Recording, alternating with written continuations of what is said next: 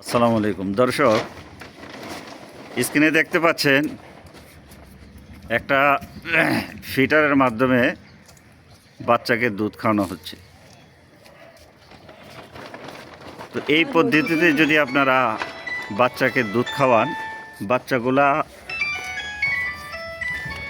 বিপদের হাত থেকে বাঁচার সম্ভাবনা 100%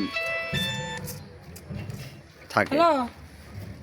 অর্থাৎ এই যে ফিটারে যেভাবে খাওয়ানো হচ্ছে এবং ওর মার পালান থেকেও সেম সিস্টেমে খায়। তো গাভীর পালান থেকে এবং ফিটারের মাধ্যমে এই সিস্টেমে যদি আপনারা বাছুরগুলাকে দুধ খাওয়ান, তাহলে ক্ষতির সম্ভাবনা 100%ই কম, বাচ্চা সুস্থ থাকার সম্ভাবনাই বেশি। তো আপনারা চেষ্টা করবেন এই নিয়মে এইভাবে দুধ খাওয়ানোর জন্য।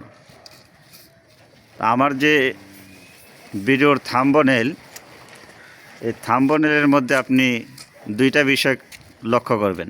একটা হচ্ছে লাল বৃত্ত, আরেকটা হচ্ছে সবুজ বৃত্ত। সবুজ বৃত্তের যেই চিহ্নটা আপনাদেরকে দেখাইছি, সেটা হচ্ছে যে বাচ্চা ফিটার এবং তার মার পালান থেকে যদি এই সিস্টেমে এই নিয়মে দুধ আহরণ করে, তাহলে বাচ্চা 100% নিরাপদ।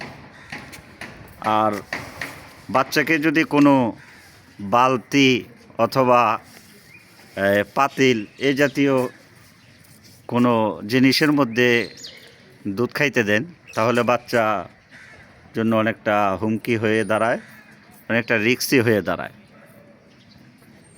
তো আজকের এই ভিডিওটা করার জন্য, যাতে করে আপনারা এর থেকে একটা শিক্ষা নিতে পারেন। আর বাচ্চাকে যদি এভাবে ফিটারে দুধ খাওয়ান পরিমাপ করে, তাহলে বাচ্চা ডায়রিয়া হবে না, পাতলা পায়খানা হবে না, বাচ্চা অসুস্থ হবে না, সুস্থ থাকবে ইনশাল্লাহ। আর যদি আপনারা বালতির মধ্যে দিয়ে খাওয়ান, তাহলে বাচ্চা অসুস্থ হওয়ার সম্ভাবনা বেশি থাকে। এরপরে আপনাদের খামারের যে ভবিষ্যৎ, এই ভবিষ্যৎটা নষ্ট হয়ে যায়। এই জন্য আপনারা চেষ্টা করবেন বাচ্চাগুলাকে মেপে মেপে ফিটারে দুধ খাওয়ার জন্য, অথবা আপনি যদি দক্ষ হন,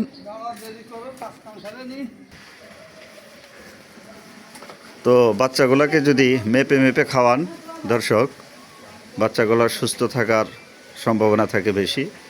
আর শীতকালে বেশি যে এই জিনিসটা লক্ষ্য রাখবেন, যে বাচ্চার জায়গার মধ্যে কিছু শুকনো খড় দিয়ে দিবেন, এতে করে বাচ্চা সুস্থ থাকে। আর দিনের বেলাতে এই খড়গুলা বাইরে বের করে শুকিয়ে দিবেন, অথবা নতুন খড় দিবেন। বাচ্চার জন্য কিন্তু মোটামুটি 15 দিন 1 মাস পর্যন্ত তার পরিচর্যা যত্নটাই সে সুস্থ থাকার, টিকে থাকার জন্য বড় ভূমিকা রাখে। তো আপনারা বাচ্চাগুলাকে কখনো বালতির মধ্যে দুধ খাওয়ানোর চেষ্টা করবেন না, ফিটারে খাওয়াবেন। তার বডি অনুযায়ী, তার গ্রোথ অনুযায়ী 2 কেজি, 2.5 কেজি, 3 কেজি প্রতিবেলা হতে পারে, 1 কেজিও হতে পারে, 1.5 কেজি হতে পারে, তার গ্রোথ অনুযায়ী। তো আপনারা চেষ্টা করবেন ইনশাল্লাহ এভাবে ফিটারের মাধ্যমে খাওয়ানোর জন্য। যদি এই বালতির মাধ্যমে খাওয়ান, তাহলে বাচ্চা বিপদগ্রস্ত হওয়ার, বাচ্চার লাঞ্চে সমস্যা হওয়ার সম্ভাবনা বেশি থাকে। তো দর্শক, ভিডিওটা আজকে করলাম, আপনারা ফিটারের মাধ্যমে খাওয়াবেন অথবা বাচ্চাকে ছেড়ে মার পালান থেকে খাওয়াবেন, সেটা নিরাপদ 100%। আর এই বালতিকে আপনারা পরিহার করার চেষ্টা করবেন। হ্যাঁ, ফিটার অথবা মার পালান থেকেই খাওয়ানোর চেষ্টা করবেন। আপনাদের বাচ্চাগুলো সুস্থ থাকুক, ভালো থাকুক, আগামী দিনের সফলতা আপনারা নিয়ে আসেন, এই আশা ব্যক্ত করে আজকে এ পর্যন্তই। দর্শক, ভালো থাকবেন। আসসালামু আলাইকুম।